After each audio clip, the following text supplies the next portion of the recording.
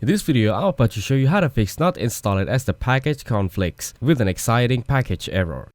To fix the app not installed as a package conflicts with an exciting package error, start by uninstalling the older version of the APK causing the conflict. When prompted with "Do you want to install this app?" confirm by selecting yes, but ensure not to check the box to keep app data if this option appears. Next, go to your device's setting and navigate to the apps or app manager.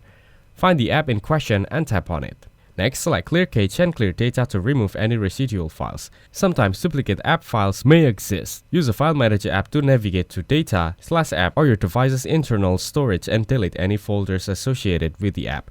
After this, download the updated APK such as Krita 5.2.0 from the official source at the https://download.kde.org/attic/krita/5.2.0. If the issue persists, temporarily disable Google Play Protect in the Google Play Store settings, as it can sometimes interfere with APK installations. Proceed to install the update APK and ensure your device allows installations from unknown sources by enabling the option in Settings and Security, then install unknown apps. Finally, if the error still occurs, restart your device and repeat the installation process. This should resolve the conflict error. Thanks for watching. Don't forget to like and subscribe.